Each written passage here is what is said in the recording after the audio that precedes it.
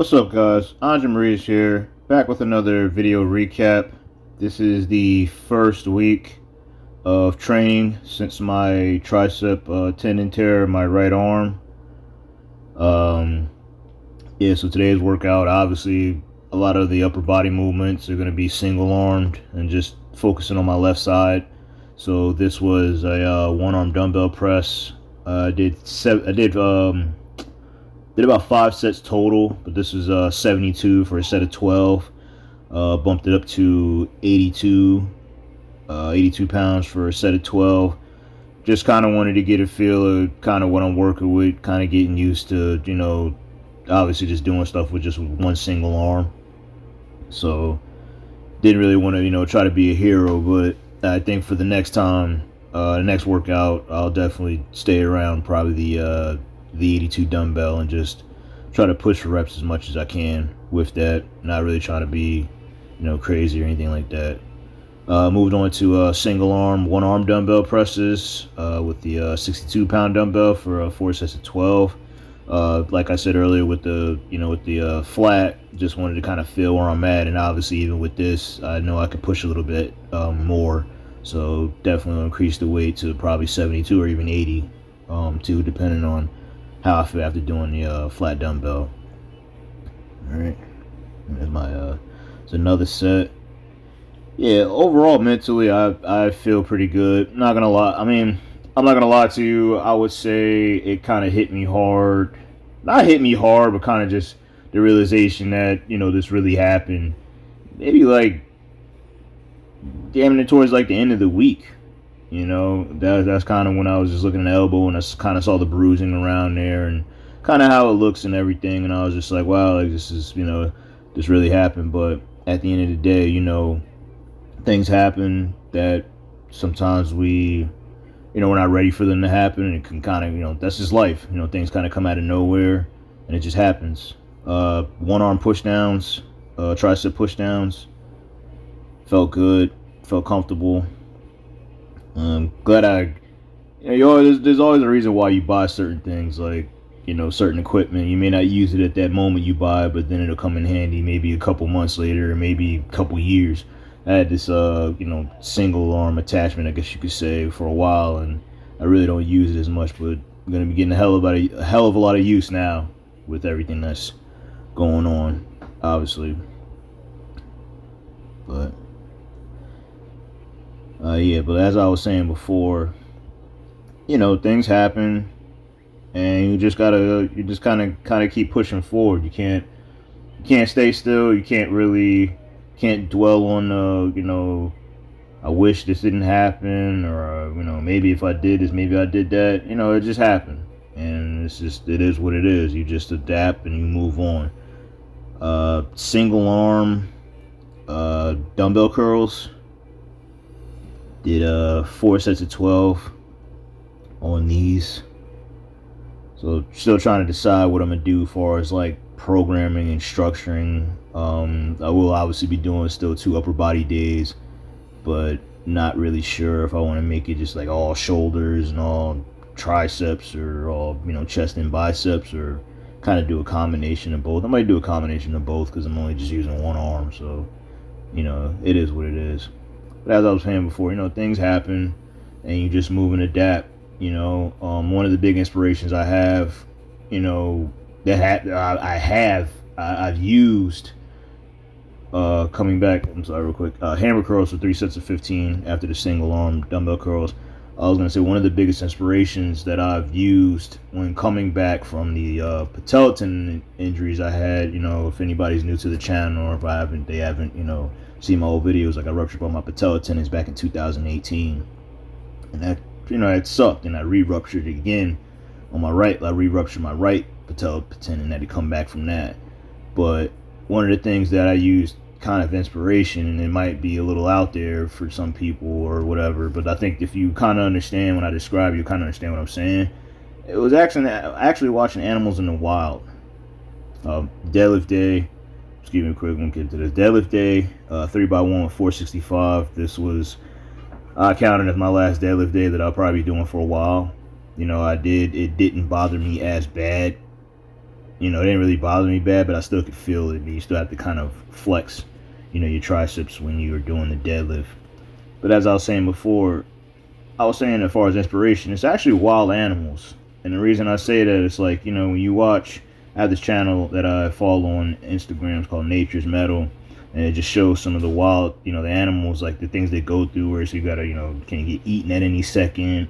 Or an animal, you know, two bears fought over like the female or whatever it was. And it's like, you know, somebody's walking out of there with scratches and, you know, scratches and bite marks and stuff. And just seeing how, like, you know, certain animals, you know, a damn, you know, a hyena got his, you know, back broken by a lion, and it's still alive and it still has to move. So, all right, last set, 465. Not gonna lie, I got a little emotional this day. I don't know why. I guess everything, like I said, everything kind of just hit me. But yeah, you know, a hyena getting his back broken and still, you know, realizing it's there, but still moving on and pushing on. So to me, that's kind of how I feel. Or that's kind of what I, you know, my mentality is. It's like, okay, can't use my arm, can't use my one arm, I still got my other side. Can't use my one leg, I still got my other leg. Can't use both legs, I still got my upper body. Like I'm saying, like if you have injuries in certain areas and stuff, and you just, you know, can't do certain stuff. So instead of looking at it as like, you know, it's a death sentence, just be like, yo, I still have this, and not really worry about that. That'll come back. You know, God forbid if it's, you know, an injury like that, it's not nothing crazy, but it'll come back. So, one-arm dumbbell presses on this day, shoulder work. Did 60 for 16 on that first set, and then after that did 82 for 10. This felt pretty good. But no, that's like one of my biggest inspirations. One of the big inspirations that I've used outside of, you know, like I said, my mom being, I would say those are 1 and 2. You know what I mean? My mom and what I said about as far as like, you know, like the wild animals and stuff like that. I was saying as far as my mom is just like just the hard work and just the, you know, the no quit and just the, you know, just out throughout the years, I just watched her just be strong. You know what I mean? Never really get, you know, down, or if she did get down, it doesn't matter. You still got to go to work. You still got to do this. You still got to do that. You know what I mean? So it's just like, she's a really big inspiration when it comes to this, you know, of no matter how many times I fail or how many times certain things happen, doesn't matter. Like, I'm going to keep pushing forward. You know, I don't have it, like, to be honest with you, a lot of this stuff, sometimes these things happen, and all it does is honestly just kind of motivate me even more. It doesn't really get me. It'll bother me for a little bit because you'd be like, damn, can't believe this happened. But for the most part, this really doesn't do anything but just motivate me to really want to push even harder, to be honest with you.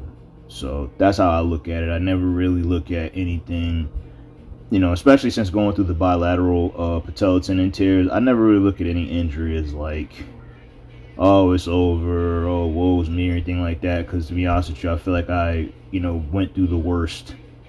That was the worst. And if I feel like if I can get through that, I can get through just about anything that's kind of thrown at me. You know what I mean? As far as like, I'm talking about as far as like from the mental side. The mental side being that, you know, it happened, you know, learn from it, move past it, and just get ready for a new, better version of you. You know, don't dwell on what coulda, woulda, shoulda. It's over with. You know, so that's why I'm able to, you know, I would say even just certain, like I said, especially in here, just certain things just don't even bother me anymore. You know, and I've had like injuries and like little nicks and little nicks and stuff like that I didn't even tell people about.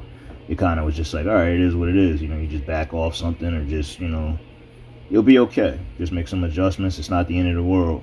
You know what I mean? And it's like, if you're pushing yourself, or just with life in general, you kind of got to be ready for the ups and downs. Like, no matter what you're going after, especially if it's something great, there's going to be, you know, challenges. There's going to be ups and downs. There's going to be pitfalls. There's going to be things that are going to get in your way. And I think that that's just really just a test to see if you really want what you say you want. You know what I mean? Like, that's, you know, sorry I'm not really talking about the workout and stuff like that. I feel like this is something that just, you know, with the injury and stuff, this is a video I wanted to make. I'm still probably going to make it about like some of the things that I use that helped me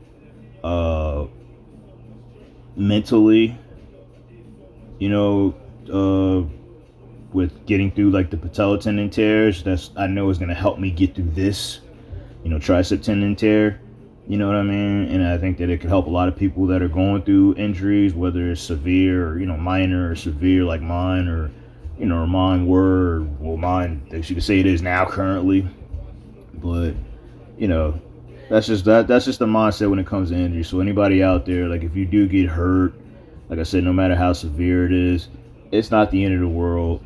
If anything, could be a blessing. It could be holes in your game that you didn't really pay attention to, or you really didn't notice, and it took an injury happening for you to like fix those things, which in turn, once you get your heel back up, you're a better lifter than you were before the injury, because now you kind of knew where you went wrong. So that's just my message for anybody out there. Like if they ever get hurt, just it'll bother you for the first one or 2 days. It'll suck that you can't do whatever movement you're doing, but then at the same time, it's like, you can find certain ways of doing certain stuff and still get the job done. You know what I mean? If you can't squat with holding, the bar, or like, a certain way on your back, you know what I mean? You could do a Zercher squat, you could do a front squat. If you can't, bench press, but you can do dumbbell presses, you can do dumbbell presses. You can still do something. You know what I mean? If you can't do deadlifts, regular deadlifts, you can do trap bar or sumo. Excuse me. So there's always a way to get to where you want to go. It just depends on how bad you really want it. And that's, like I said, that's, to me, that's when it comes down to training. So I just really don't freak out when it comes to certain stuff. It just, if anything, it just motivates me to want to be better. And I just ask myself, what am I going to learn from this that's going to make me a better person and just a better lifter? Because I feel like they kind of go hand in hand. A lot of the lifting stuff, I feel like it teaches you a lot of, values and, life that I feel like you can use in your regular daily life that'll just make you a better person, make you a stronger person, mentally and physically. But squat day here, first time under the bar. Like I said, sorry about not really talking too much about the workout. I'll have the whole workout description in the description box. But yeah, this is 10 by 1 with 285 and 295.